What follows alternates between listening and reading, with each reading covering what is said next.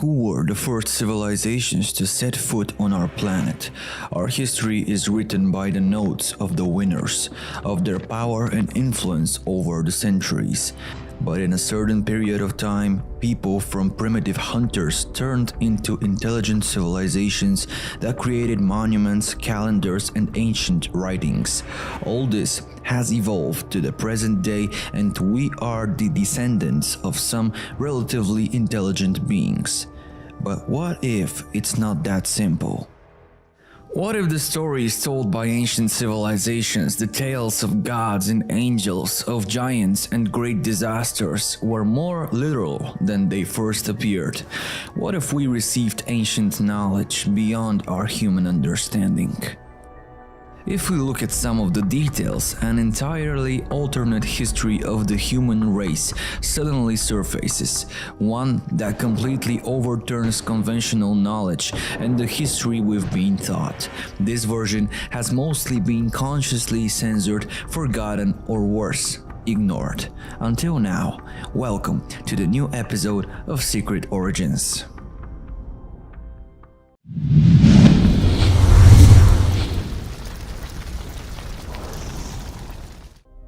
In the beginning of 1946, in the area currently known as the West Bank, a group of Bedouin teenagers tend their sheep and goats near the ancient settlement of Qumran.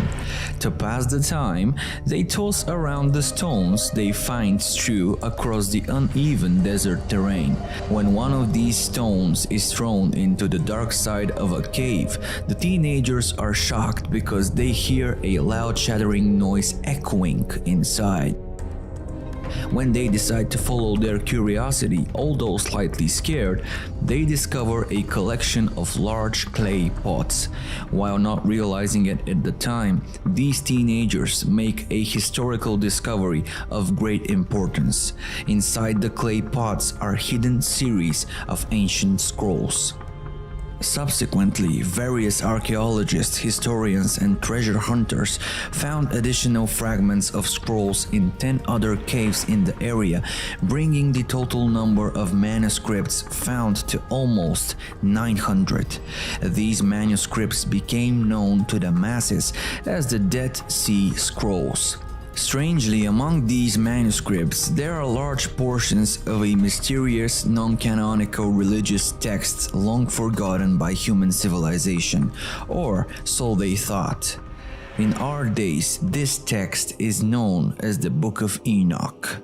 In its entirety, the Book of Enoch consists of 5 books: the Book of Watchers, the Book of Parables, the Astronomical Book, the Book of Dream Visions, and the Epistles of Enoch, containing about 100 chapters altogether. These chapters tell the story of the 7th patriarch in the book of Genesis, Enoch, the father of Methuselah and the grandfather of Noah, the same Noah we know from the Bible.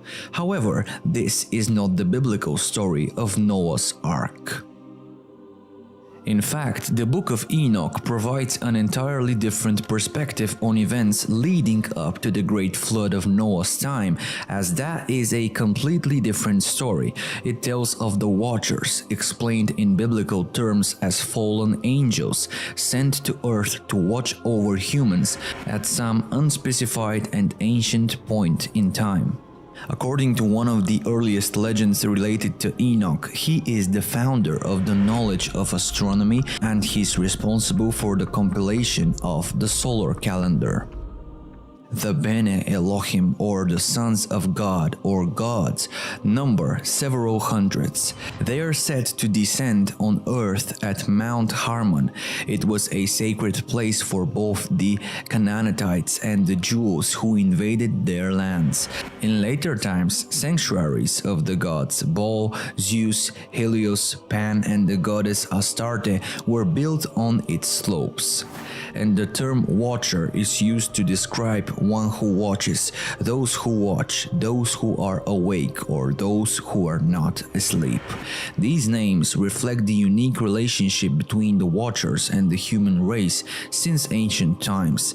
Over time, however, they abandoned their role as observers and began to have sexual contact with some of the humans, mostly women, and began to create what we know now as hybrids or crossbreds.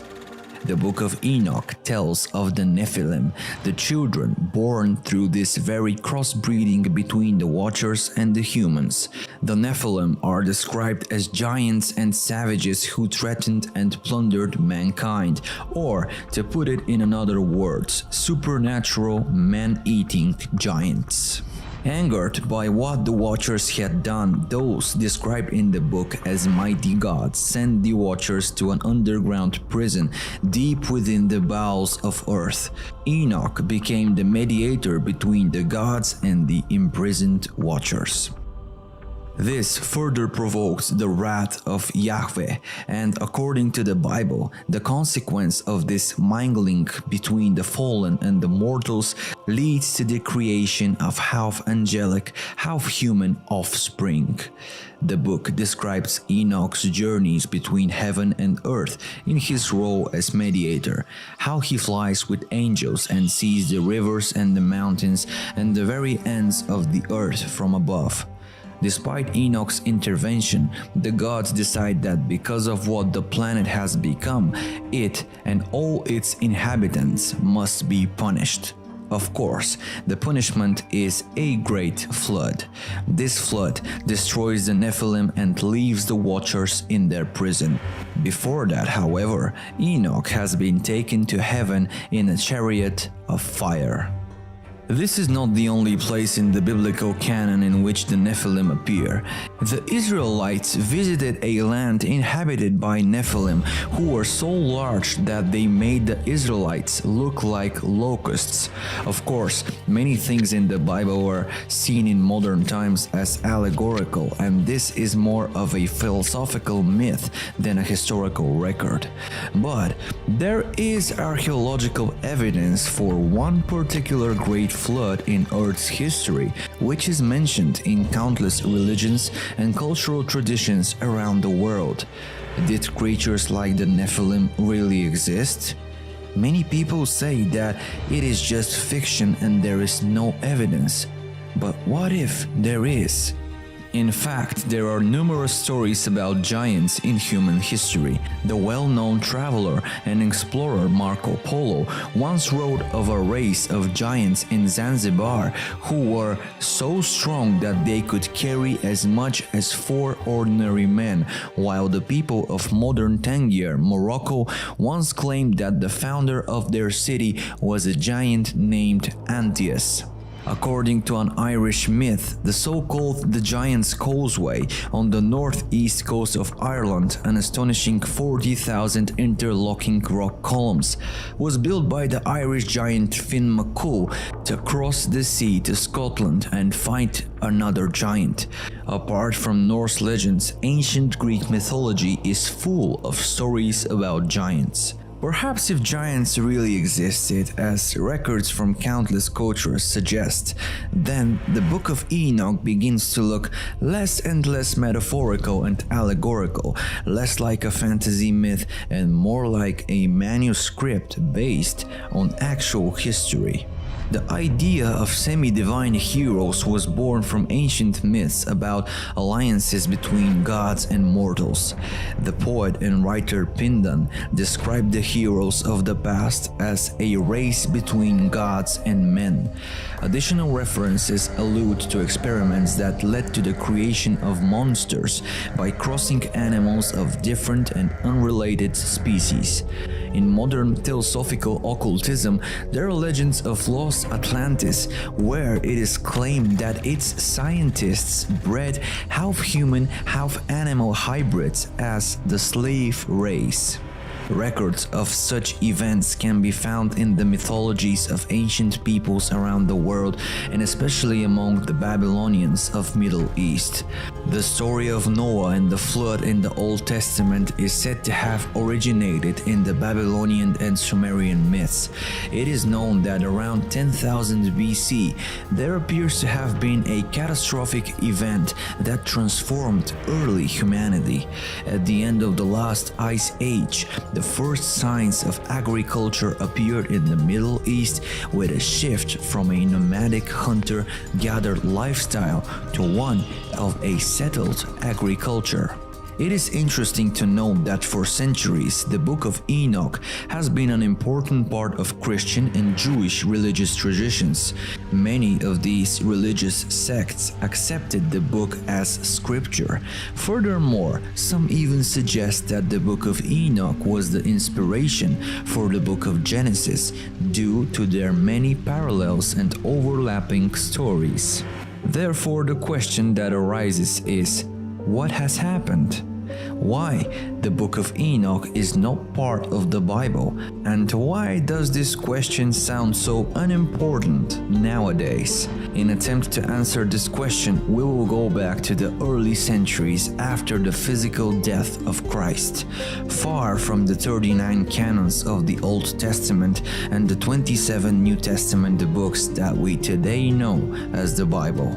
Originally, there were many Gospels and religious texts that made up the broad spectrum of the Christian tradition.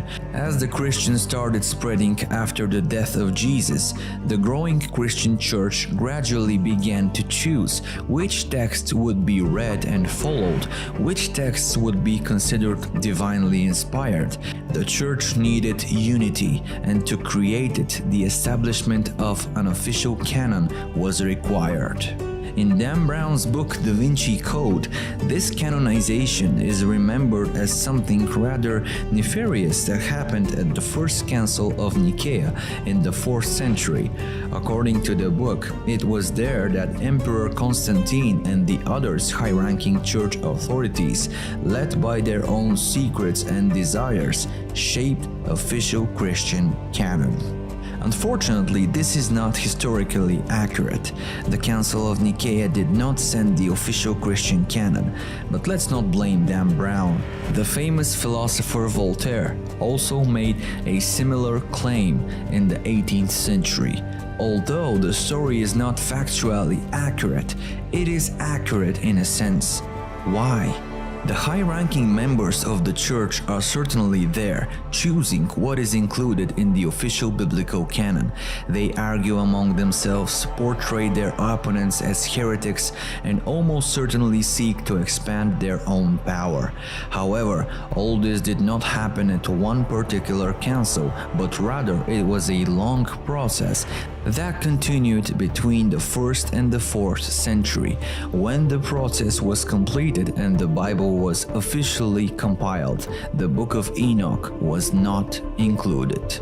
But how could something as meaningful and powerful as the Book of Enoch have been left out? Didn't they know about it?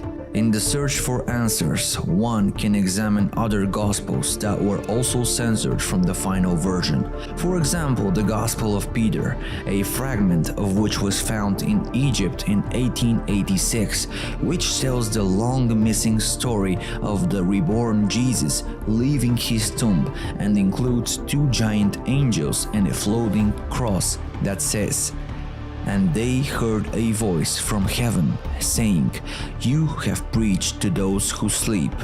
And an answer was heard from the cross, 'Yes.'" Or consider the Gospel of Mary, that notorious script in which Mary Magdalene is listed not only as one of Jesus' disciples, but as his beloved, perhaps even his wife. In this Gospel, Peter asks why he and the other disciples should listen to Mary, a woman to which Matthew replies, "If the Savior has made her worthy, who are you indeed to reject her? Certainly the Savior knows her well, that's why he loved her more than us." Although censored, even forgotten by many, the Book of Enoch never truly disappeared. There is something deeper behind it and its incredible stories, something that goes beyond the familiar and ordinary, regardless of whether it is a part of the Christian canon or not. The ancient Greeks believed that Enoch and the god of wisdom Hermes were the same person. But who was he? In legends of the Jews of antiquity, Enoch is king over men who reigned exactly 243 years. He was overflowing with wisdom and the whole world consulted him. According to the ancient Egyptians, Enoch was the builder of the Great Pyramid, writes the geographer and historian Taghi ad-Din Ahmad in his work Hittat. He notes that Enoch was known among the peoples under 4 different names: Saurit, Hermes, Idris, and Enoch. For the Arabs, Idris means sage or forefather, and for Jewish as well as Christian theology, Enoch is the 7th of the 10 forefathers, one of the patriarchs. Before the flood, Enoch was the father of Methuselah, who nevertheless lived to the biblical age of 969. In the Old Testament, in the book of Genesis, Enoch is mentioned with as many as 5 sentences. There we also read, "And Enoch walked after God and disappeared because God took him." Just like that, he suddenly disappears. In Hebrew, the name Enoch means initiated, enlightened, knower, and this initiate does just that. He makes sure that his knowledge does not disappear without a trace. The examples could go on, and so it is fair to ask why Enoch, regardless of his name, continues to appear in the traditions of almost all ancient civilizations. The answer may be found much further back than the Greeks, the Egyptians, or even the Babylonians, perhaps even beyond the time of ancient Sumer. According to Sumerian texts, the earth was visited by a group of supernatural beings sometime in the distant past. These visitors are described in Sumerian tradition in a way that is eerily similar to the descriptions of the Watchers in the Book of Enoch. Instead of Watchers, however, the Sumerians called these beings Anunnaki, which literally means those who came from heavens. They were perceived as gods to the Sumerians, and according to modern thinkers such as Zecharia Sitchin and Erin von Däniken, they are an ancient race of extraterrestrial beings who came to Earth. Interestingly, the Sumerian texts tell stories of the Anunnaki who, like the Watchers, began to interbreed with human beings. In this process, a hybrid race with entirely new species known as the Nephilim was created. Like the gods of the Book of Enoch, the Anunnaki were angered by the state of the earth and caused a great flood. Same story told in a slightly different way. As you well remember and know, it is not the form that matters, but the content. Perhaps maybe this is the only way we can read the true codes of our reality. Could it be that the Book of Enoch, as well as other related traditions, are simply retelling the older Sumerian story of the Anunnaki? Or simply over time, the same story has been wrapped and reshaped all the way to the present? Not only that the Book of Enoch is written in first person, but the author repeatedly asserts his authorship in the text, as if he feared that future interpreters would be so limited that they would not understand him. In the first month of the 365th year, on the first day of the first month, I, Enoch, was in my house alone when 2 huge men appeared to me, the like of which I had never seen on earth. Let's consider the agrarian revolution that began around 10,000 BC, during which humans moved from a lifestyle of hunting and survival to farming and settlement. According to historical data, as early as 9500 BC, at the lands where current Kurdistan is now, barley, wheat, rye, oats, peas and lentils were grown, and goats and sheep were domesticated. Interestingly, the Kurdish people claim to be descendants of the children of the jinn, or the children of the spirits. Is this an ancient cultural reference to the interbreeding between the Anunnaki and human women? The ancient Near East is also known as the cradle of civilization, and the earliest city-states were found in the Mesopotamia region. The region's early indigenous inhabitants, the Sumerians and the Akkadians, developed the first written language, studied astronomy, and created libraries. The Babylonians and Assyrians followed them. In the mythologies, all of these races, there are stories of how the gods came down to earth and taught them their arts and knowledge. In another passage from the book of Enoch, Enoch testifies to the mysteries of lightning and mysteries of thunder. Some suggest that this chapter is intended to illuminate the mysteries of energy and electricity. When we hear energy and electricity, we cannot help but mention Nikola Tesla, who, let's not forget, said the following: "If you want to find the secrets of the universe, think in terms of energy, frequency, and vibration." It may sound ridiculous or hard to believe that such mind-blowing stories as those of the Watchers, the Anunnaki, and the Nephilim giants have been forgotten. The Sumerians ignored or even deleted deliberately from the pantheon of ancient civilizations. The Book of Enoch, along with the Gospel of Mary and Thomas, also censored from the biblical canon. However, given the way these stories fundamentally change our understanding of human history by presenting a new or well-forgotten old perspective on who we really are, their exclusion is perhaps no surprise at all, but these stories have not been completely erased. If we look at one of the most famous stories known to mankind, the one about Adam, Eve, and the Garden of Eden, if we read the text not literally nor philosophically, but as an allegory, metaphorically, God creates Adam to watch over the earth, just as the gods sent the watchers to do so in the book of Enoch. From Adam's rib, God created Eve. Adam and Eve reproduced, representing the crossbreeding between the watchers and human women. Adam and Eve were said to be able to eat anything they wanted in the Garden of Eden, except for the fruit from the tree of knowledge. Of course, they tried the forbidden fruit from the tree of knowledge, which symbolizes the watchers who bring advanced technology and knowledge to human beings who may not have been mentally developed enough to handle it on their own. When the two taste the forbidden fruit from the tree of knowledge of good and evil in the Garden of Heaven, they are said to become aware of each other.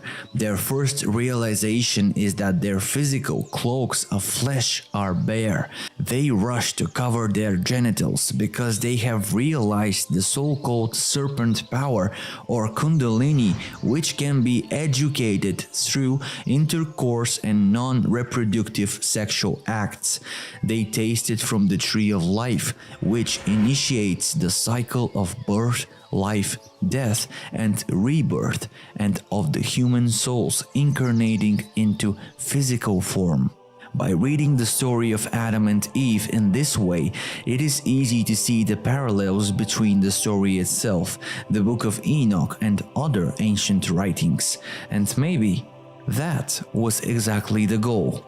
Perhaps those who wrote the story of Adam and Eve were simply retelling the stories in the Book of Enoch in their own way, retelling the Sumerian story of the Anunnaki like so many other religions and cultures, inserting this important part of human history allegorically into their own religious canon, so that these ancient records may continue to exist through time, and though in a different form, be reminded of us so that we may one day remember our own history, not by the human way, but by the cosmic human lifeline.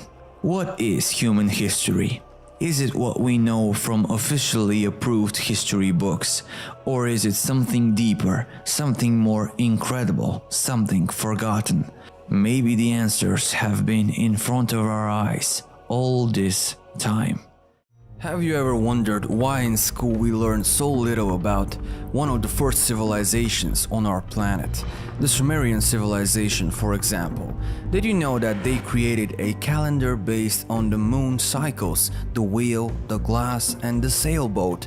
They are the first society that uses canals, creates maps of its cities and lands, use makeup and jewelry before the Egyptians, and even create beer with over 500 different recipes. They're believed to have spoken the first language in general, and most importantly left the first written evidence. For the time period we're talking about, this is one very advanced civilization. Then why don't we talk more about them? We dare to say that if we get to know our history well and deeply, we'll be extremely good prepared for what lies ahead. Despite all of this, to this day, the eternal debate between historians and archaeologists continues over which one was the first civilization to set foot on our planet and where do we come from. Is the human civilization created by a gods called the Anunnaki? Today, we'll try to find out together in the new episode of Secret Origins. Welcome. Interestingly, the Sumerians are creators of extremely advanced inventions, and we learn and talk about them as if they were part of some famous mythology. Well, if we pay enough attention to their recorded story, we would have known a completely different version of our existence. Here's what their notes say about the past of our civilization. In 1949, British archaeologists discovered 14 plates in Sumer. Today, they are known as the most ancient records in history, dating back to the 24th century BC. It is true that what they write is very similar to other civilizations we know, but the interesting moment is when they mention the father of every beginning, or rather some kind of super sovereign being. In the plates is told that in the beginning of all, Adam, Eve, the Garden of Eden, these are polytheistic deities or not from here. The whole of the first two plates explain who they are and where they came from, and the third for the sixth day of creation then continues with how the human race was genetically manipulated from these beings, and its evolution is not at the whim of fate. According to Sumerians themselves, all that they used as technology and development came from these creatures. Before the Greek and the Egyptian gods, there were those worshipped by Sumerians in Mesopotamia. They were worshipped by the Sumerians. Their name comes from An, the chief god who rules all the other gods. They were celestial deities, and according to Babylonian myths, there were 300 Anunnaki guardians of the heavens and 300 Anunnaki guardians of the underworld. According to the ancient texts, 445,000 years ago, the gods' creators came to Earth. At that time, there were only untamed animals and very ancient version of the first people. Anunnaki also translates into those who came from heaven to earth. They lived on the distant planet Nibiru, which orbits our solar system for a period of 3,600 years. They describe it as a place multiplied many times the diameter of the planet Earth, full of iron oxide, which makes it mostly red in color. Nibiru is a gas giant plasma and was once like the Earth, green and beautiful, but the irrational activity of its inhabitants gradually transformed it in a burning sphere. Translated, its name means the point of intersection for something like a door. It is supposed that it's an artificial asteroid that has been used as a vehicle and was probably carved from the inside like a comet or an asteroid. According to the plates, Nibiru's atmosphere began to deteriorate and the atmosphere was no longer suitable for any conditions for living. To restore it, they needed a very valuable resource, gold. And here are a few interesting facts in this regard. It is proven that nanoparticles, for example, gold can repair and restore the ozone layer. Practically, it becomes like a radiation shield, which explains why NASA uses gold foil in their space stations. In 2008, in a cave in the Iraqi desert, a tomb was discovered, intact, worthy of a true king, full of all kinds of gold treasures, and in the middle was found a black stone sarcophagus with Sumerian inscriptions. When the sarcophagus was opened, scientists have come across a 3-meter giant with long fading signs of life, adorned with a huge amount of gold jewelry. Interesting moment is that the mummy looked as if it had fallen asleep 2 hours ago, and of course it's believed that this is one of these so-called gods, Anunnaki. Scholars find profound similarities between the myths of the Anunnaki and the Nephilim. In 1971, Edward Lipinski published a scientific analysis of several ancient texts, including an Old Babylonian version of the Epic of Gilgamesh. They all contain important details, revealing the real location of the sanctuary of the Anunnaki in the sense of the ancient Eastern thought and cosmology. What Lipinski finds that is actually the Old Babylonian version of the Epic Gilgamesh identifies Mount Hermon in Lebanon as the dwelling of the Anunnaki. He underlines 12 to 21 of the Old Babylonian Gilgamesh, which narrate the destruction of Humbaba, guardian of the proclamation of the gods. After Gilgamesh and his companion Enkidu penetrated the forest and opened the sacred sanctuary and abode of the Anunnaki. In later mythologies, of course, we have different locations for the Anunnaki home. Lipinski explains that the oldest texts of Mesopotamia and the Near Eastern Canaan point to the cedar forest in the mountain Hermon. Traces of older culture can be found mentioning the mountain was the abode of the gods and whose access to it was hidden by the cedar forest, whose guardian is Humbaba. The mountain was, in our opinion, anti-Lebanon, Hermon. Therefore, the southern part of anti-Lebanon is probably the mountain where the Anunnaki lived, according to the ancient Babylonian version of the Epic of Gilgamesh. Thus, Mountain Hermon was supposed to be the home of the gods. Lipinski also points out that the mountain was very important. He says it is a cosmic mountain that connects heaven and earth. The same concept is hidden in an episode from the Book of Enoch, in which the sons of God, the heavenly beings, gather on the top of Mount Hermon because this is the mountain of the gods. Hermon Peak is located at the southern end of the anti-Lebanon mountain chain, crossing the borders of Syria and Lebanon. The highest peak of Hermon reaches 2,832 meters, and the area abounds in ancient altars and sanctuaries. Interestingly, some of them were used in the time of Constantine the Great. When the Anunnaki arrived, they could live for thousands of years, as they set a gold mining station called Eriduk, Earth Station 1 in the Persian Gulf, under the leadership of Enki. The curious thing is that they were not alone and they did take someone, another race. They called them Igigi, who worked like slaves and mined gold for the Anunnaki. And these stories coincident with the Babylonian plates from the 18th century BC. When the humanoid gods carried the loads and the burden, the gods' output was great. The great Anunnaki made Igigi do all the work. After a long time, centuries of work, Igigi decides to oppose their masters, thinking they have any chance at all to oppose them. Guess what? They're brutally mistaken. The defeat destroys almost the whole race, and this leaves the Anunnaki with no workforce. Thinking of new options, the master of all Anu orders his son Enki to create a genetically new race of slaves that is intelligent enough to cope with technological work, but at the same time to obey the Anunnaki. A ton of experiments eventually led to a successful result: hybrid between caveman Homo erectus and the Anunnaki themselves. The hybrid we know very well today, known as Homo sapiens. The plates describe the first such hybrid or man as Adamo.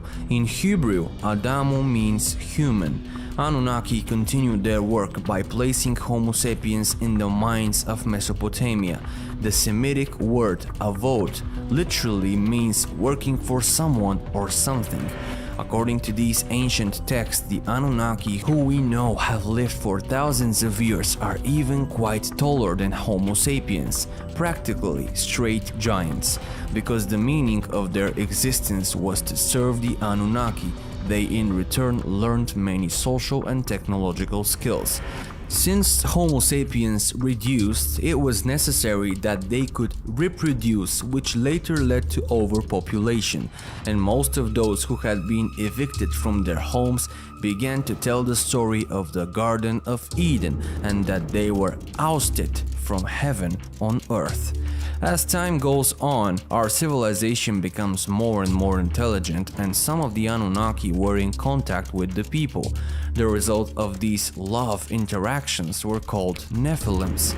According to the Bible, the Nephilims, the fallen ones, were the offspring of sexual relations between sons of God and human daughters. One of the most mentioned ancient texts that describe the Nephilim is the Book of Enoch, which is believed to have been written by the patriarch Enoch, son of Jared, father of Methuselah. Today, this book is considered an apocryphal text and it's rejected by most Christian churches, but it hasn't been always like this. Many of the early church fathers, such as Athenagoras, Clement of Alexandria, Irenaeus, and Tertullian, have taken parts of this book. Fragments of it in Aramaic were found among the Dead Sea Scrolls. Judah, in his own gospel, quotes the Book of Enoch. It is believed that the New Testament has at least several hundred references from its records. The plates say that all this enraged the Anunnaki leader Enlil, who is the brother of Enki, and he wanted to ensure that no one would ever reach to the strength and potential to rule Nibiru, but that was beyond his control. The human civilization had grown so much that forced nature to intervene to maintain balance. During one of these cycles, at 3600 BC, Nibiru's orbit created catharsis or devastation on the Sun and Earth. Nibiru is called the Destroyer in the Kolbrin Bible, which is a collection of ancient texts hidden for centuries. It is believed to have been written by various authors. The descriptions sound more scientific than a myth. For example, inside it says that the cause of the global flood was a comet strike and more. People forgot the days of the Destroyer. Only the wise know where he went and that he'll return at a certain time. The Destroyer, its bright color and the ferocious and ever-changing appearance, a cruel body of flames. The plates describe exactly one catastrophic event that happened when Nibiru approached the planet Earth. First, black spots appeared on the surface of the Sun, the magnetic field on Earth became much weaker and the ice began to melt. This event, of course, we know today as the Great Flood. For many days before the Great Flood, the Earth suffered as if it was in great pain. Many nights before the disaster, in the heavens Nibiru was seen as a shining star. Apparently the ruler knew about this cycle and what would happen. That's why he leaves the planet Earth, seeing the opportunity to erase the unworthy, according to him, of course. But many of the Anunnaki decided to stay next to the people, watching the Great Flood in their heavenly boats, as they described them, circling the Earth. At this time, the great glaciers of the South Pole are melting and falling into the ocean. This forms a multitude tsunamis from the north to the gold mines in Africa.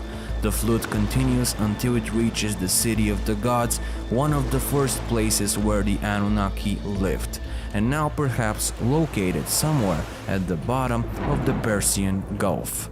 Seeing the cataclysm, Enki felt concerned for their own creatures and instructed his chosen ones to build boats to survive the flood. One of the chosen that leads humanity to a new age, as you may have guessed, is Noah and his family. The big storm with the heavy rains started, the waves were wild and did not stop for 7 days until they finally calmed. But the rains lasted another 40 days and nights, and the story of the Great Flood is recorded in almost every civilization on our planet. After the flood, the plates tell how the Anunnaki built their buildings in complete compliance with the location of the stars. When the Anunnaki left the planet Earth, their legacy was literally scattered throughout the planet, Mesopotamia, India, and South America as their last gift to humanity, of course, the Sumerian civilization. According to Zecharia Sitchin, the mass exodus of the Anunnaki took place about 6,000 years ago. Before they left, they decided to give humanity a final impetus, which partly explains the emergence of the Sumerian civilization, which is extremely intelligent, cultured, and erudite for its time, as if it came out of nowhere. But was it really out of nowhere? The Anunnaki taught the Sumerians their way of life and created royal dynasties. The king acted as their messenger on Earth and had the task to rule his people. This chosen bloodline was additionally enhanced by the genes of the Anunnaki, and they were trained in medicine, mathematics, astronomy, and technology development. This theory, of course, has been met with great skepticism by science, and in support of his theory, Sitchin relies on several ancient manuscripts and discoveries. The Babylonian epic of creation Enuma Elish tells how our solar system was formed. According to this epic, the Earth did not yet exist when a wandering planet called Nibiru was captured by the gravitational field of the Sun. Then, Nibiru collided with Tiamat, a planet that once was located between Mars and Jupiter. Of course, there are also many artifacts of extraterrestrial origin, such as the Baghdad batteries or the Saqqara bird. According to Sitchin, these artifacts are due to a very ancient and very advanced civilization. We also have the proof of the gold processing of the Anunnaki discovered in Mount Hare by Flinders Petrie in 1889. Archaeological excavations in the ancient Mesopotamian city of Nineveh have revealed 400 intact clay tablets from the Ashurbanipal library. These tablets describe in details the activities of the Anunnaki. The tablets show the location of genetic laboratories of the Anunnaki in Central and East Africa. The location of these labs and the time they have functioned amazingly aligns with the views of modern science about the origin of the first modern people. And even more interesting is that in these areas they have discovered gold mines more than 100,000 years old. One of the tablets depicts the solar system just as we know it today. But how is it possible to have had knowledge of objects so far from our land, given that they have just discovered agriculture and the wheel, for example? The tablet dates back 5,000 years before we realized that the planets move around the sun. And when we talk about the first telescope, we know that in 1608, the glasses manufacturer Hans Lippershey requests the first patent in the Netherlands for an instrument that sees far. Although he may not be the first man to ever build something like a telescope, he is considered the inventor of the telescope because he was the first to apply for a patent. Lippershey's device and others such as Jake Metlos's device could zoom objects only about 3 times. It took the efforts of the famous Italian scientist Galileo Galilei, who built a better telescope and used it, of course, to study the stars. Galileo learned about the new device in 1609, and without seeing it, he created his version. But how so without any means they knew with accuracy the layout of the solar system and the stars? The Anunnaki passed on their knowledge to the Sumerians and created monarchs. The kings ruled as their representatives on earth and respected, noticed. It is believed that the royal bloodlines were genetically made by the Anunnaki, and some speculate that exactly they successfully have managed to control humanity precisely through these chosen blood connections for millennia. Others claim that when the planet Nibiru approaches Earth again, they will return to continue their reign. And that would pretty well explain the well-kept secrets around the history of the entire Sumerian civilization. European folklore is rich with stories of giants fighting and building monumental stone structures. Legends of giants can be found in all cultures and eras. It is crucial to re-examine the evidence with an open mind. The mainstream academic community claims that giants, cyclops, and other similar creatures are mere myths, and that bones believed to be giants' bones are actually those of prehistoric animals. This is the commonly accepted stance when discussing ancient giants, but it appears there may be more to the story than many are willing to acknowledge.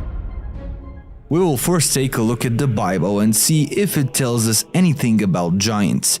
In the time after the Great Flood, the Bible tells of 36 tribes of giants fighting for control of the Holy Land. These giant tribes were the descendants of the Nephilim, beings created from a cross between the fallen angels, also described in the book of Enoch as the Watchers, and human women. In an attempt to destroy the deeds done by the Watchers, the gods sent a flood to restore human civilization. However, some of the Nephilim survived. One of these giant tribes that survived the flood was the Amalekites, who originated in the southern Arabia before migrating to modern Israel. Given their role in ancient history, it seems reasonable that the Amalekites had a pure strain of Nephilim DNA running through their giant veins. Numbers 13:28 confirm that the Amalekites were not only ancient but also directly related to the Nephilim, the oldest race of giants that gave birth to the Anakim, or sons of Anak. The Emim lived there in past times, and people great, numerous and tall like the Anakim, who were also accounted giants as the Anakim, but the Moabites called them Emim. That was also regarded as land of giants. Giants formerly dwelt there, but the Ammonites called them Zamzumim. The Rephaim, also known as Anakites or Aim, were a giant biblical people who lived during the time of Abraham. They inhabited both Palestine and Moab. The Moabites called them Emimami, and the Ammonites called them Zamzumim. They're also referred to as Anakites, or the sons of Anak or Enak in the Bible. The prophet Isaiah stated that the Lord had destroyed the Rephaim and erased all memory of them. However, the names of the megalith Wheel of Spirits and the Valley of the Rephaim in Israel remain as a reminder of them. In the 1930s, a collection of giant bones was discovered on Mount Carmel in Israel, but they have since disappeared and attention was directed towards new discoveries of Neanderthal bones. It is possible that the authorities did not want to acknowledge that the bones could have belonged to the Nephilim or one of their descendants. Despite this, the Bible lists 22 giants by name, including Arba, Og, Bielasat, Augeas, Gog, Magog, Gog-Magog, and most of these giants were rulers and kings. Perhaps the most famous ancient giant from the Bible is the legendary Goliath. In Kings 17:4, it is said, "A champion named Goliath, who was from Gath, came out of the Philistine camp. His height was 6 cubits and a span. He had a bronze helmet on his head and wore a coat of scale armor of bronze weighing 5,000 shekels. On his legs he wore bronze greaves, and a bronze javelin was slung on his back." The story of David and Goliath, while now primarily seen as a children's tale, was once considered to be based on historical events. Another ancient giant is the legendary Gilgamesh, considered the first hero of the ancient world and the historical builder and ruler of the city of Uruk, nearly 5,000 years ago.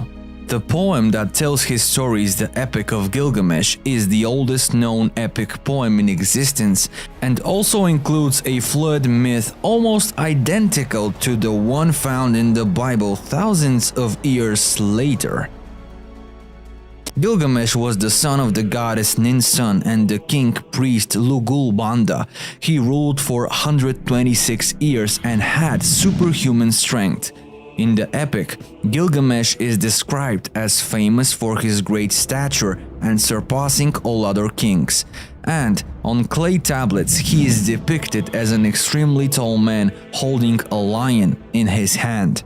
If we compare the length of the lion to the height of the depicted Gilgamesh, he should be about 5 meters tall. Mysterious monuments and tales of giants can be found in ancient Egypt as well, as depicted in hieroglyphs on the walls of ancient temples.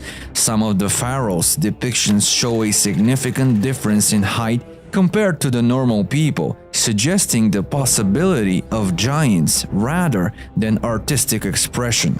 In 1881, Professor Timmerman discovered a series of tombs containing the remains of a prehistoric race of giants while examining the ruins of an ancient temple of Isis on the banks of the Nile, 16 miles below Notjar Jafar. The smallest skeleton found was 7 feet 8 inches long, while the largest was 11 feet 1 inch or about 310 centimeters. In 2001, Howard University archaeologists excavated the Giza Mulhorn giant skeleton from a tomb in Cemetery 2500 in western Giza.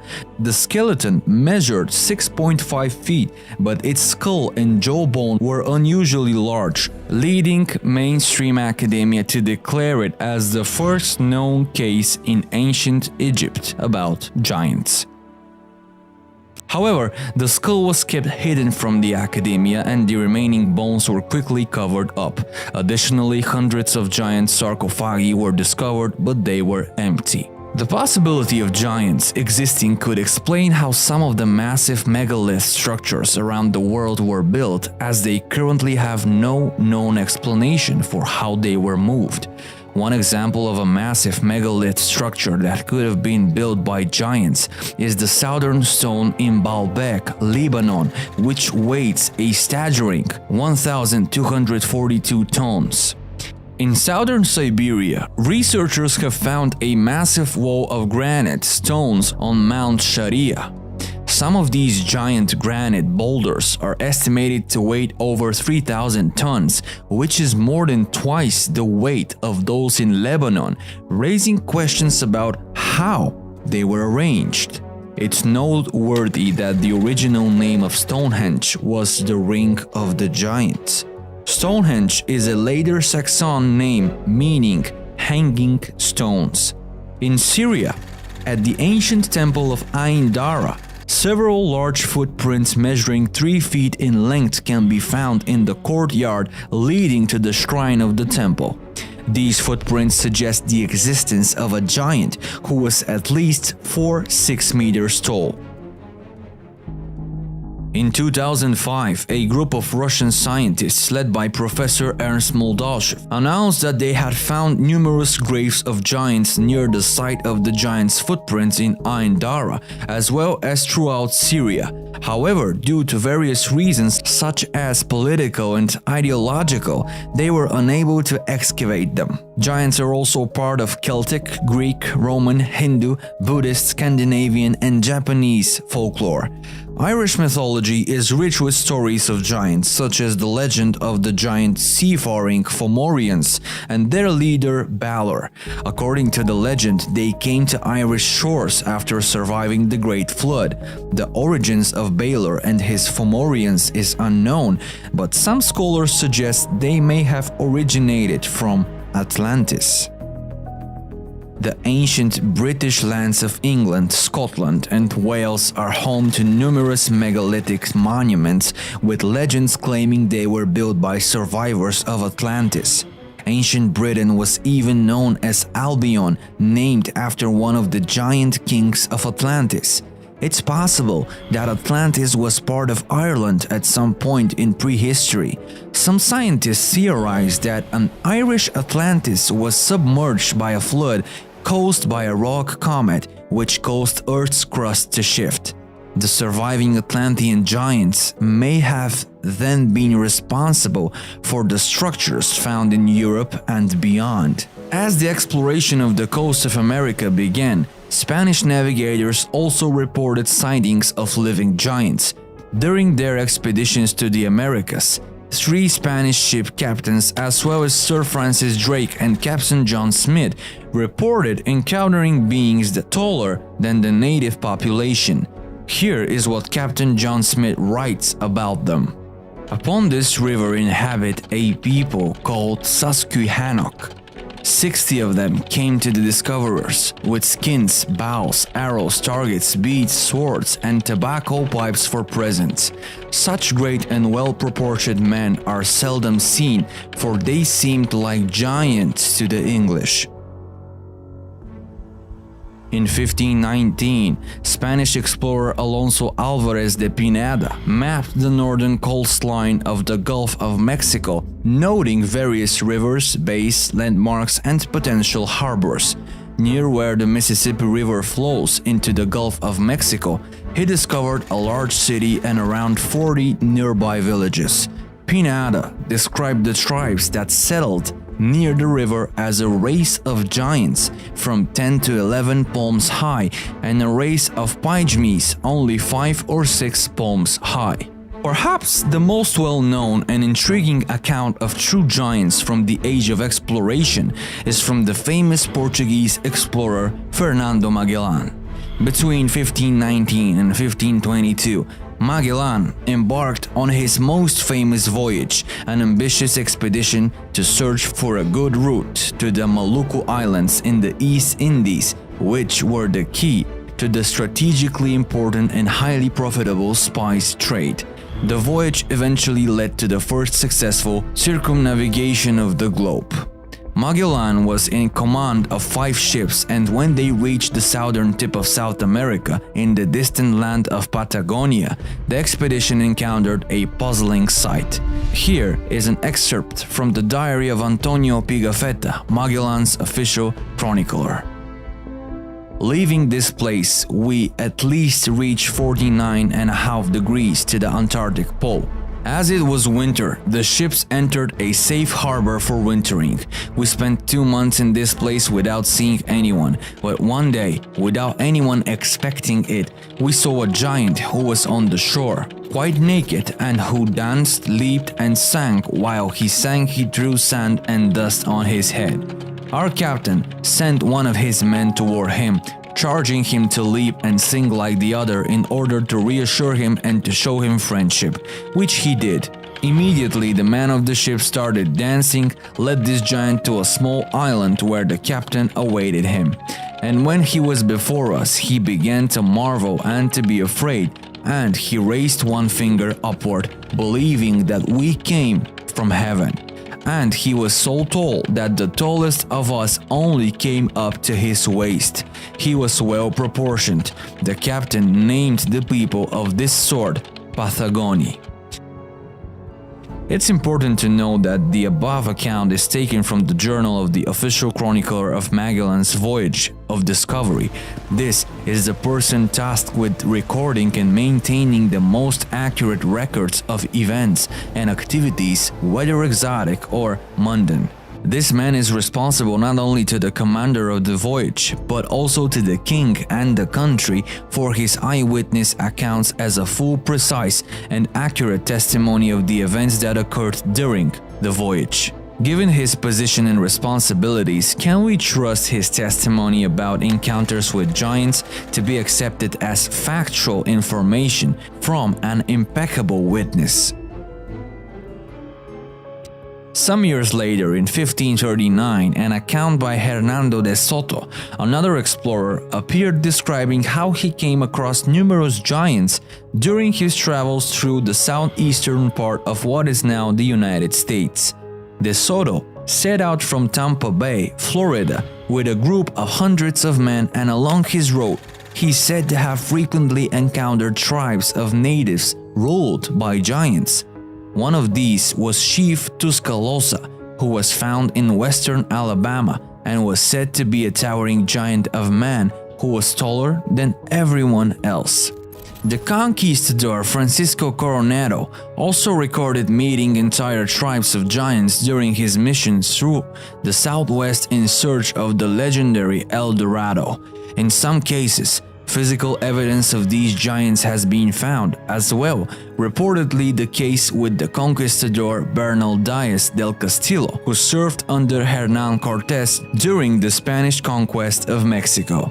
In the pages of his detailed record of the conquest and subsequent collapse of the Aztec Empire, there is a strange account of a race of giants about which the Tlaxcaltec Indians claimed once inhabited the area.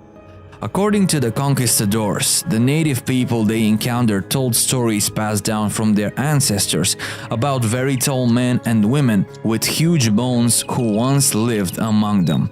They said these giants were bad people with bad customs, so they fought against them and killed them, and those who remained disappeared. To demonstrate how large were giants, the native people brought the conquistadors the leg bone of one giant, which was the height of an ordinary man. The conquistadors were amazed by these bones and believed that there must have been giants in this land. There are still many accounts of real giants fought throughout the Americas during the Age of Exploration, but they have largely been forgotten over time. However, some evidence of these giants remains in the form of megalith structures and carvings, which are literally written in stone. One such example is the giant footprint in South Africa, which is considered to be the most spectacular rock footprint ever found on Earth. It was discovered in 1931 by a farmer named Stoffel Katzi while he was hunting. The footprint is around 4 feet, suggesting the creature that left it would have been 24 to 27 feet tall. The locals referred to it as the God footprint or Goliath's footprint, and there are stories of ancient giants throughout the region. Skeptics argue that the giant footprint was formed by natural erosion, but Professor Peter Wagner of the University of Port Elizabeth in South Africa suggests that it's more likely that little green men arrived from space than it was created by natural erosion. Based on the accounts and discoveries listed, it is possible that giants may have existed in the past. During the 19th and early 20th century, in the United States, almost every year there were reports of the discovery of ancient giant skeletons in the newspapers. It was not uncommon for people to come across news stories such as a skull of heroic size and unique shape found among the valleys of the Red River. Today, however, no news media mentions anything about ancient giants or bone finds, and if a giant skeleton is found somewhere, it is certainly classified and hidden from the public. Is it possible that somewhere in some remote place a species of these enigmatic creatures is still alive, hiding from mankind? We cannot end this episode without mentioning the most famous encounter with giants that didn't happen in ancient times, but in 2002 actually. This event, which is still classified by the US government, was revealed on a popular radio show after witnesses to the event anonymously told their stories. The events took place in 2002 in the deserts of Afghanistan, where a US Army squad went missing and another special operations team was sent to investigate their whereabouts. Upon arrival, the soldiers found an entrance to a large cave surrounded by broken American military equipment and scattered equipment with blood stains. According to the story, the squad was about to enter the cave to search for the missing soldiers when a 13-foot-tall, red-haired humanoid with double fangs appeared and attacked them. According to witnesses, the giant impaled one of the soldiers with its long spear, killing him on the spot before the rest of the squad managed to take him down by shooting him in the face for 30 seconds. After the giant falls dead, the task force enters the caves and finds the remains of human bones, leading the military to think the creature is a cannibal. When the incident was reported to headquarters, the giant's body was bagged and loaded into a helicopter and flown to a secret location in the US for examination. The giant weighed about 500 kilograms according to the team's estimate. He was dressed and shot in animal skins. If there really was a living giant that hid for so many years in the caves of Afghanistan without being discovered, is it possible that he was not the only one of his kind living on this planet? So, is there any evidence of giants living among us today? Some people claim that there are still giant skeletons buried deep in the earth waiting to be discovered, and that some of them have been found and kept secret by the government. Others argue that the stories of giants are nothing more than myths and legends. Regardless of what you believe, one thing is for sure. The topic of giants is a fascinating one, and there is still so much we don't know about them. Theories about their origin, existence, and ultimate fate continue to be debated. It is important to keep an open mind and continue to research and explore all possibilities. The evidence from the prehistoric era on the walls of the Temple of Edfu, situated between Luxor and Aswan in Upper Egypt, is really interesting. This temple is believed to have been built in 237–257 BC. Scientists consider the texts on the wall the few surviving fragments that explain the beginning of the cosmos. Professor Raymond from the University of Manchester tells us that these texts contain hidden references and messages. It's about certain mythical events, which is why the laying of the cornerstone, the construction and the functioning of the historic temple are all set in the same mythical era. The temple was believed to be a creation of the gods, which leads us to the conclusion that according to the ideas of that time, it was an immediate continuation, projection and reflection of the mythical temple that had existed since the beginning of the world. Now, the phrase "from the beginning of the world" could mean the first age, which the ancient Egyptians called Zep Tepi. In the same era, Thoth recorded the words of the wise men and delivered them in a book that described the location of specific sacred mounts along the Nile. The title of this lost book is Description of Mounts of the Ancient Times. The ancient inscriptions on the walls of temple referred to a group of 7 wise men. They were the only divine beings who knew how to build temples and sacred cities, and they supervised the construction works on the ancient hill, as they call it. Interestingly enough, many experts equate the ancient hill on the rocks with the location of the pyramids of Giza. Another such place is Heliopolis, as there was a sacred peak or a hill from which the first sunrise had been seen. It sounds so beautiful. Thoth himself participated in the activity of wise men, and together they are believed to have built the first mythical temples of ancient times, including the Egyptian pyramids, as Thoth himself recounts in his Emerald tablets. Modern archaeologists have little information about the 7 and their identity, having concluded only that they are 7 in number and have an important role in the theory of the origin of the world's first sacred sites. Another interesting thing are the depictions of the flood, described as primordial waves from which the prehistoric hill rises. The first thing that comes to mind is the legend of Noah, but the 7 wise men appear also in other legends, which raises the question, did they really exist, or are they a fragment of someone's imagination? For example, there is scientific literature about the origin of the 7 sages, who after a natural calamity appear as heralds of knowledge. But all over the world there are extremely detailed legends, which is a paradox. The most famous story is that of the flood, according to which one of the gods decided to destroy the civilization because of its corruption. Moses left us one of the stories of what happened in the first book of the Old Testament. As in other legends, each time there is a chosen one, in this case a man, a couple or a few people who need to survive are warned of the impending disaster. If, however, we remove the mythical embellishments, what's left is a historical work that offers an explanation of the development of humanity's past. But the story of Noah, who laid the foundations for a better humanity by defeating the flood, cannot be precisely dated, so it's difficult to assign it to a specific historical time.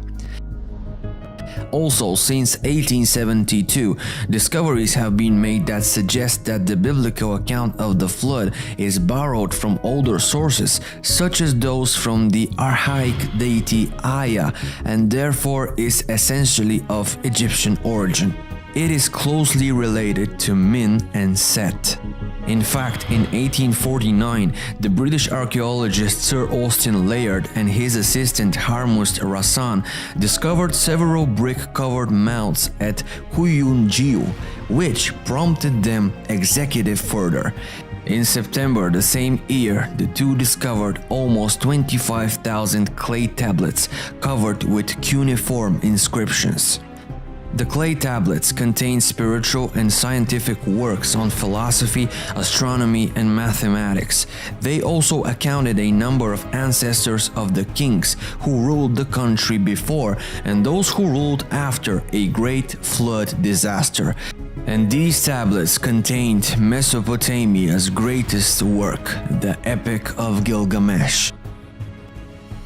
This is the legend of Gilgamesh, the Sumerian hero, who was 2/3 a god and 1/3 man and claimed he was immortal like the gods. If you haven't watched our episode about the Anunnaki, watch it so that you can make a link to the demigods. German Assyriologist Professor Theodor Quasmann of the University of Cologne was able to find the first line of this work. He found them in the basement of the British Museum in London, and the clay tablet read, "Gilgamesh, who saw the wellspring, the foundations of the land, who knew the world's ways, was wise in all things." The Epic of Gilgamesh was engraved in the form of a poem on 12 clay tablets. It only managed to survive because the newly arrived conquerors of Mesopotamia did not consider cuneiform a writing. The Quatrains, 200 in number, contain striking similarities to the Bible, only they were written several millennia before it. The archaeologists who made this discovery didn't realize how sensational it was and wrapped it badly before they shipped it to Britain for translation. Therefore, due to the incompetent treatment, many of the tiles were damaged and could no longer be read. It was only thanks to the work of George Smith, a previously unknown young employee of the British Museum in London, that the historical significance of these ancient legends became clear. At that time, however, no one in the so-called scholarly world knew that there was a Babylonian Assyrian literature that deserved to be ranked alongside the great achievements of later writers. Young Smith has just reached the spot when Gilgamesh and his friend Enkidu successfully defeated the fiery bull Humbaba in the cedar forest of present-day Lebanon.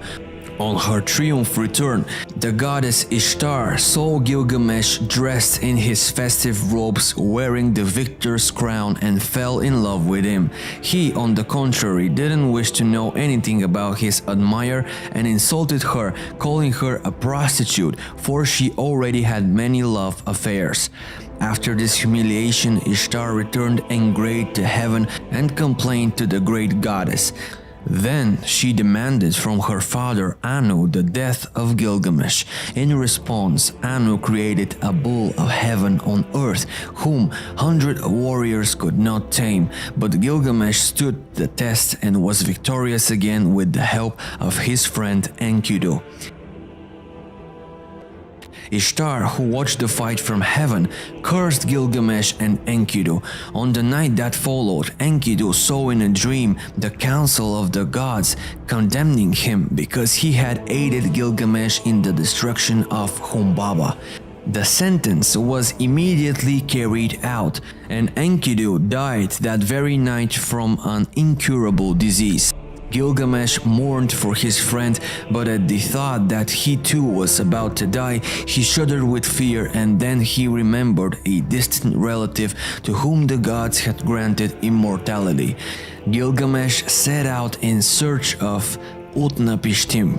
But just when everything was about to become clear, the story ended. Smith found out that this was just one part of the inscriptions, and the story of the immortal Utnapishtim was present only partially. The clay tablets with the continuation of this epic were hidden somewhere in the chambers of the palace of Nineveh. In fact, Smith was excited to discover almost the moment in the story when Utnapishtim told Gilgamesh about the time before the Great Flood. Of course, what he had read so far of the Epic of Gilgamesh kept bugging him. Smith was discouraged because he wanted to go to Nineveh at all costs to continue his research. But that cost a lot of money, and for a simple employee like him, it was very difficult to secure funding.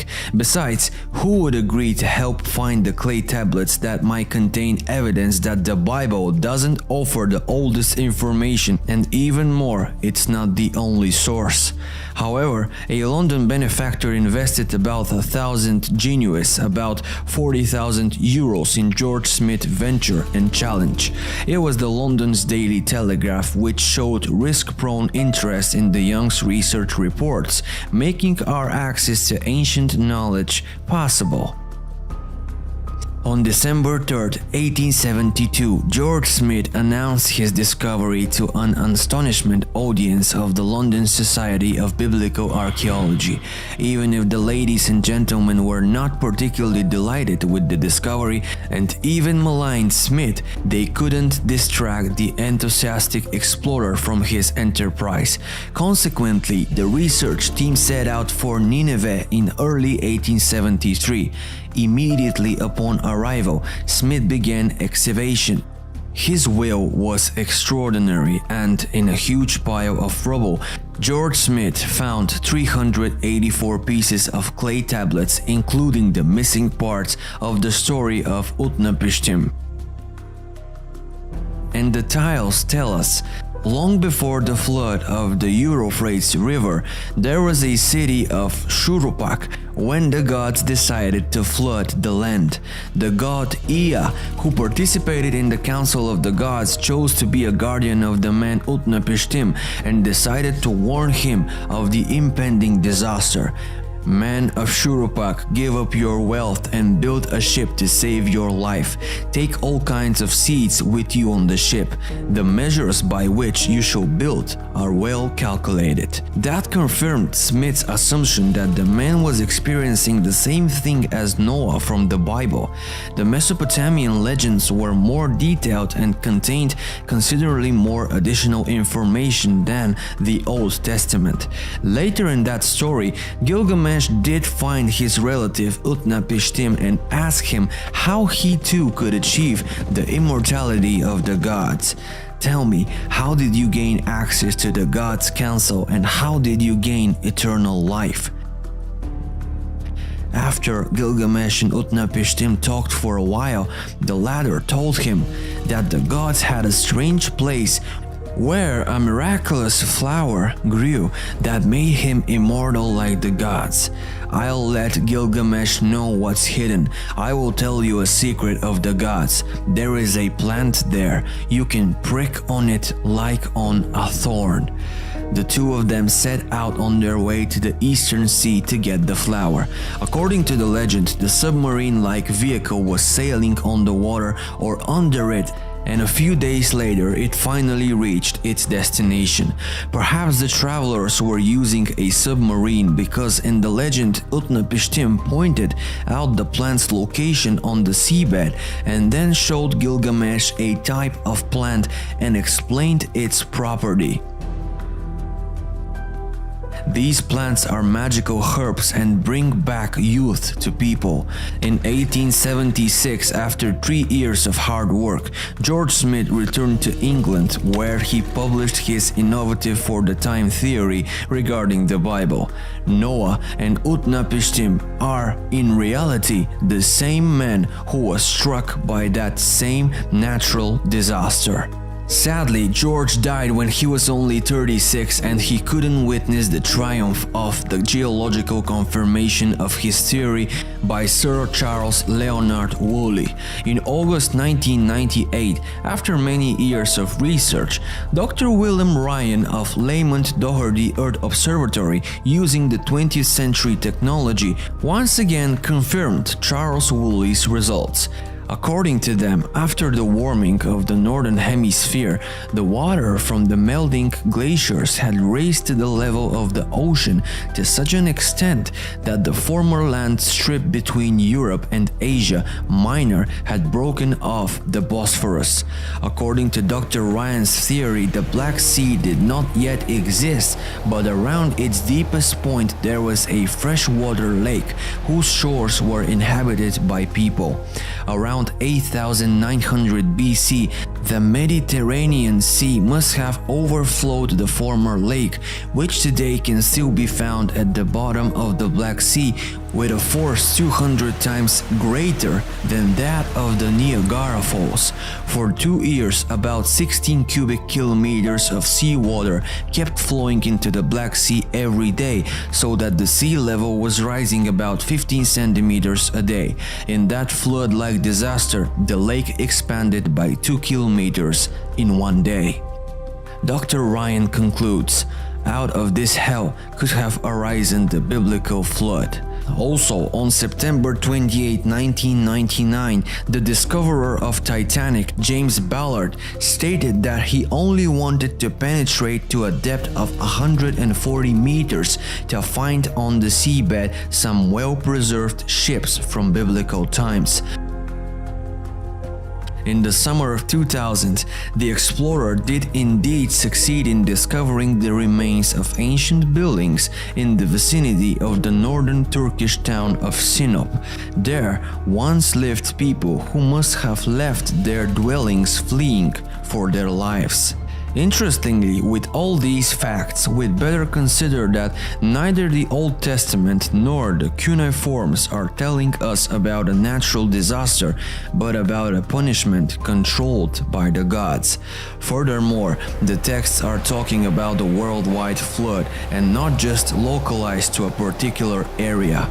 Maybe the real cause of the worldwide catastrophe actually came from heaven. Furthermore, there are more than 300 flood legends in the world, which always refer to the Great Deluge as well as to chosen one appointed by the gods and to the building of a corresponding ark. The inscriptions on the walls of the temple of Edfu tell us that the 7 wise men came from a small island that was destroyed by the Great Flood. Besides, all the inscriptions at Edfu say that they came from an island, the homeland of the first people, and the island was destroyed by a flood. Most of the inhabitants drowned and the few survivors settled in Egypt, becoming the builder gods who worked in primeval times. What do you think about the biblical story of Noah? Is the Bible really accurate? Or there is a more mysterious story behind all of this that can reveal finally the true history of human civilization? As we know, Thoth himself has played a huge role in the ancient legends about the construction of the Great Pyramid of Giza. Over the centuries, he has been called by many names. 3 times the Great, Hermes Trismegistus. He's even equated with Surit, Idris, or the biblical Enoch. He often is depicted with the head of an ibis from the stork family, which of course is a sacred bird in Egypt. On one hand, to the ancient Egyptians, he was the guardian of the ancient wisdom, but on the other hand, he was looked upon as the Lord of Time. The library in his temple was very famous in Heliopolis. It is said that there was information about the secret tunnels on papyri written by Thoth himself. He had a few special items, as they called them, which helped him use the great power. These were, for example, a magic mirror in which he could see objects in a great distance, a listening and singing bird with whose help he learned all the news from far away, and from the ancient inscriptions we understand that he himself came to earth with his ship, as it is called.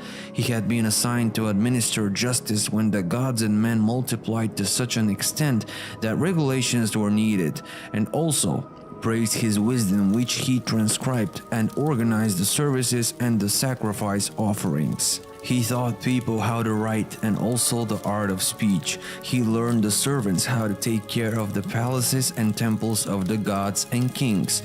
And so nothing was forgotten by his wisdom, even the art of handicraft, weaving, braiding, hunting, agriculture, and so on. Over time, Thoth was mixed with many other names, but all conclusions lead to the same thing. Thoth and even Enoch are real entities from a very distant time who came to Earth and brought people knowledge, culture, and science. Enoch tells a lot about a life contact with God's Elohim, who we will discuss in other episodes, and how he repeatedly left the earth with their flying machines. Thoth himself tells something that's worth hearing, and of course, anyone can draw their own conclusion. There will come a time the Egyptians will pray to their gods in vain, and all their sacraments will remain fruitless, because the gods will have left Egypt and flew away from heaven. Egypt will be orphaned after it is abandoned by all its gods.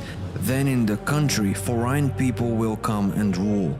They will prevent the Egyptians from carrying out the old worship services that they are used to, and will punish those who are found secretly serving the old gods. Then that country, which was the most pious in the world, will become godless, will be filled not with temples but with tombs, not with gods but with corpses, and the country will be depopulated, not only from the gods but also from the Egyptians. The oldest designation of the Egyptian goddess of the sky, Nut, is Mehet Veret, which means the great tide. However, outside of this exist many legends, such as those of Harris Papyrus, as well as the inscriptions in the temple of Edfu, which tell of the water calamity. A hieratic myth from the 13th century BC and translated in 1932 by Professor Alan Gardner also describes a high tide. As opposed to the Old Testament and the Epic of Gilgamesh, the Egyptian Noah, Utnapishtim, or the Chosen One to survive and lead humanity to Egypt, this time is the goddess of fertility, which in character resembles the deity Osiris. In order to restrain the violence of the sea, the goddess sends a bird that hurries to Isis. Then Isis decides to help and talk to her father Ptah. Finally, Ptah decided to calm the sea with the help of the god of the weather, Set. In this regard, it seems that the legacy of Pharaoh Ramses III regarding the Book of the Celestial Cow, a direct connection with the biblical legend of the flood. With his published work in 1982, The Egyptian Myth of the Heaven Cow, Professor Eric Hornung provides the most understandable objective translation of this story. It begins during the Golden Age era when the gods still have watched directly over people. This is the time when people and gods were still united and lived in full harmony, but for inexplicable reasons at some point, harmony and the worship of the gods just ended. However, notice that the relationship was not violated by the gods, but by us, humans. In this direction of thought, we probably deserved the Great Flood. From the myth of Horus, we know about the period already mentioned, the uprising of our ancestors that caused the Great Flood. Reportedly, 18,000 years BC at that time, the deity of Ra was already old and called for his help grandson Heru Bekhdeti.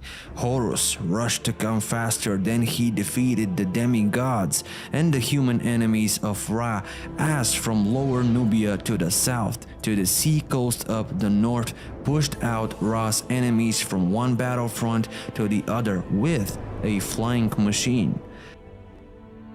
Heru Bekhdeti flew to the horizon like a great winged sun. That is why he is still called the great god and lord of heaven. After he saw the enemies from heaven, he swooped in front of their faces a huge bee.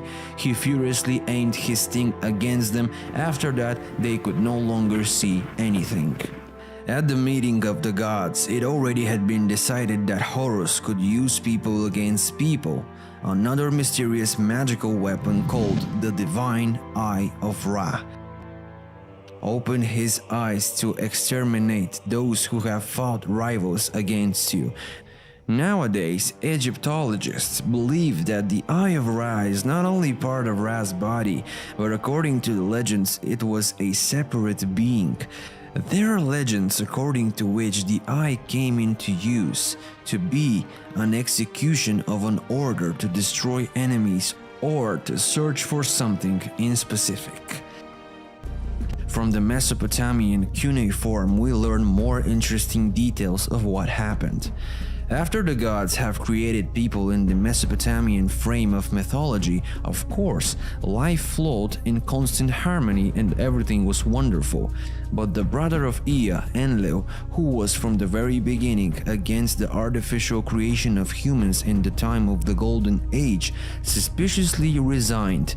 When few of the divine retinue also began to form intersexual relationships with the human daughters, and they were the last straw. Enlil and Ra in the Egyptian mythology called the Council of the Gods, where they publicly complained. The country expanded and the people increased, multiplying like wild bulls. Their multiplication angered God. God Enlil heard their words and said to the great gods, "Unpleasant are people's words. Their multiplication stole my sleep." And that coincidence a lot of the history of Sumerian civilization for their Anunnaki gods. If you haven't watched the Anunnaki episode, there will be a link in the description. Watch it so that you can make connections. It's very interesting. In the beginning, not the Great Flood was the one that befell people, but the contagious diseases that caused pain and fever. People prayed to god Ea, who can be identified as god Ra, for his help. Ea, O Lord, mankind groans. The wrath of the gods destroys the country, but you are the one who created us. Put an end to the suffering of disease, of fever. In any case, Ra initially destroys the destructive plan of Set against the people, similarly to Horus in the Egyptian version, causes several events. However, this has made Enlil even angrier, and he again complained to the great gods. People do not decrease, their number is more than ever. In his second plan, which this time he realized with the help of the Great Ones, Enlil tries to destroy humans with thirst and hunger, which lasts 7 years. During these tough times, people went so wild that they began to stalk their only friend deity Ra and even attacked him, but despite the damage, Ra soon realized that people could do nothing against the divine powers. That made him so sad, he even cried. It got to the point that even Ea himself urged people to no longer submit to the gods. Imagine what it would be like if we lived in that time. Mesopotamian cuneiform tablets even give us astronomical indication of the time of the Great Flood, which in contrast from the Egyptian legend stated that about 1,000 years earlier, the constellation Lion measured the water of waters. This corresponds to the period of the great melting of the glaciers that took place at the end of the last ice age, and it's confirmed by today's science. When the flood ended, most of humanity had died out and written testimonies of ancient times were gone. The few survivors fell into the phase of primitiveness, which initially started with cannibalism, and they again tried to stay to the water as hunters and gatherers. A very interesting experiment that is more than 2,600 years old, carried out ancient Egypt, shows that the children who were isolated go wild, and without human intervention they can't learn to speak. In the 7th century BC, the pharaoh Psamtik I commanded 2 newborn children to be clothed and be carried by a shepherd for 2 years. However, he wasn't allowed to talk to them. 2 years later, the children could say a single word, and that was the word Bekus, which means bread. For the pharaoh, that the primary language of mankind was Phrygian, though the children apparently imitated only the bleating of the sheep. In the first volume, chapters 1 and 5, the historian Diodorus of Sicily deals with the elimination of cannibalism, which also remained in the primitive population of the Nile Valley. At that distant time, man was still a primitive creature, and the gods unlearned the humans to eat each other. The gods in question here are the well-known messengers of the culture that suddenly reappear and bring new, after the flood, civilizations. And these 7 personalities that could be found in almost every culture, their appearance coincidence with the creation of the dynasty of Thoth, where the Egyptian god chooses 7 priest scholars and trusts them the divine knowledge, as a result of which they become sages. From the Egyptian Book of Hell 1 and 3, we learn that the first one of these 7 sages is called Osiris, while the other 6 seem to have names of fish. This points to a meetings with the culture of the African Dogon people. The second of these mysterious sages entities bears the name of Mogul type, and number 4 the name also meaning catfish. For the 5th and the 7th, the common name for fish is used, while the names of 3rd and the 6th cannot be clearly identified.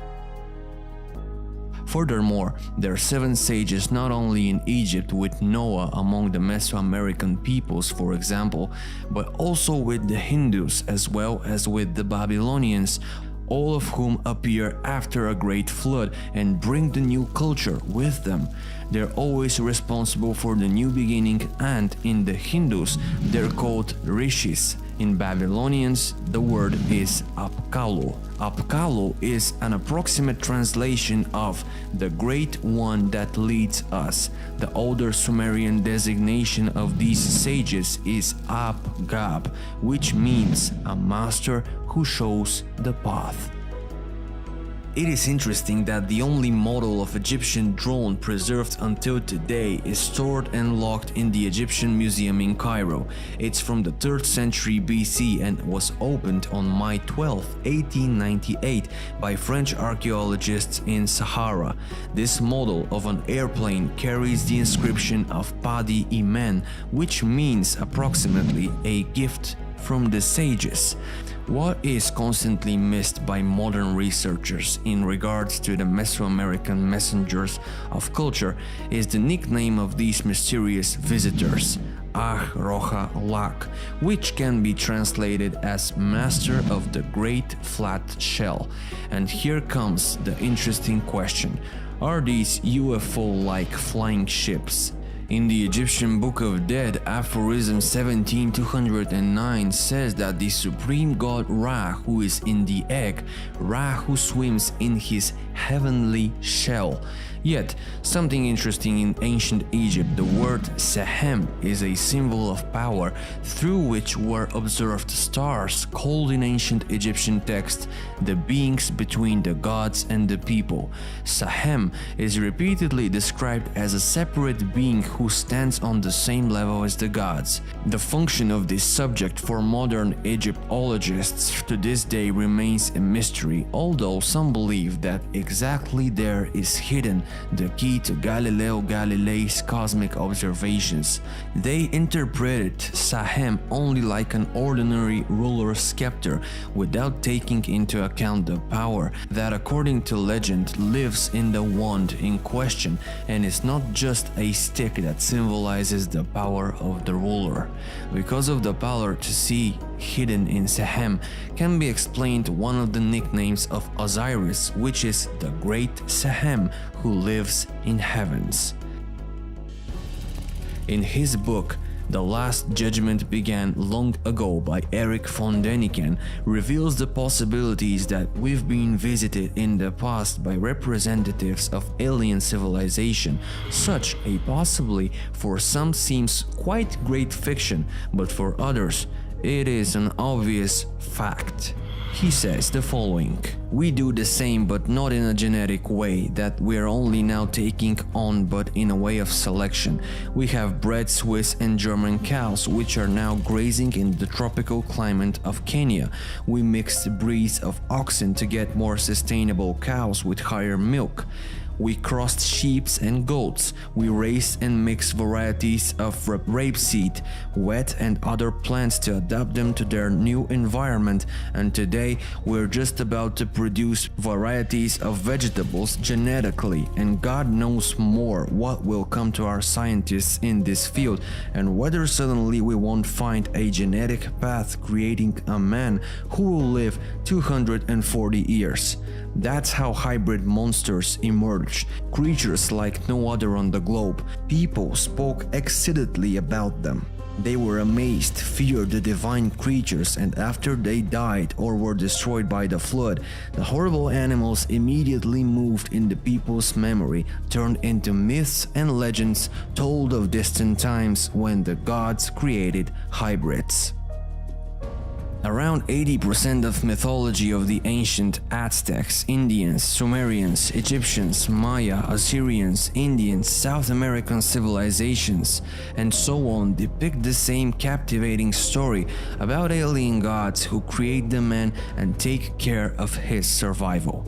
The common between them is that there is a creation, that is existence, and cycles of the earthly orb, each of them ending in a devastating cataclysm cataclysm that is needed for all human civilization so that it can pass to the next stage of its development. The great gods, according to the ancient, descended from the sky to extract the most durable electrolyte metal known in chemistry as gold. Egypt called the gold the skin of the gods. They who descended to earth then created a man. In Sumer, there written evidence of the creation of man to be a worker in their gold mines. It turns out, according to some people, that the most ancient gold mines and even the most ancient rulers are in Bulgaria.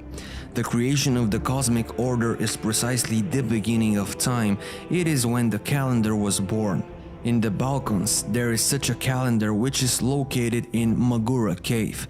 The images dating from the 8th to 9th century BC, and according to the Spaniards, they're over 9,000 years old and have their analogies with drawings from prehistoric centers in Italy, the Iberian Peninsula, and from Asia. Ancient Babylonian legend tells that the 7 sages have lived before the Great Flood and erected the walls of the sacred city of Uruk. According to Sumerian civilization, En-men-Durana is the 7th king prior to the flood who ruled in Sippar for a period of 6 rounds on the planet Nibiru before becoming a high priest and receiving the name En-men-Dur-Anki. We know of the planet Nibiru and the Sumerian civilization, which claim to have received all their knowledge and technology thanks to the Anunnaki, which came exactly from this planet. In the book of Enoch, the same king is named Uriel, who reveals to Enoch the secrets of the sun and the laws of the moon, and finally Uriel gives him the heavenly plates by guiding him to study them very carefully and thoughtfully. The interesting thing is that when we come across the 7 sages in different ancient myths, they're always enlightened and have survived a huge cataclysm which destroyed almost the entire planet, and then they built the foundations of the new age of mankind. In addition to all of this, the inscriptions in Edfu say that they came from a small island where the first people lived, but they fled from there because of the Great Flood. Most of the residents drowned and the few survivors settled in Egypt, as they did turn into the gods' builders who worked in this ancient time. Extremely strange and somehow admirable is that these stories are so jumbled, and yet they lead us to the same conclusion, that the ancients knew a lot more than us, and no matter what names they were called by, it is a fact that, and to this day we talk, argue and take an interest in them, proves that they managed to preserve this knowledge. In what form, of course, and to what extent, we cannot be sure, but ancient writings like the Emerald Tablets, the Book of Enoch, the Book of People, Gods, and Heops, and many others suggest that our civilization is much stronger and more powerful than it is presented today, and that we really have a huge role in the history of the creation of the whole universe. What do you think about the 7 wise men from Edfu? We'll be happy to read and discuss with you down in the comments below. We bow before you and thank you for watching another episode of Secret Origins. Keep your minds open, and until we meet again.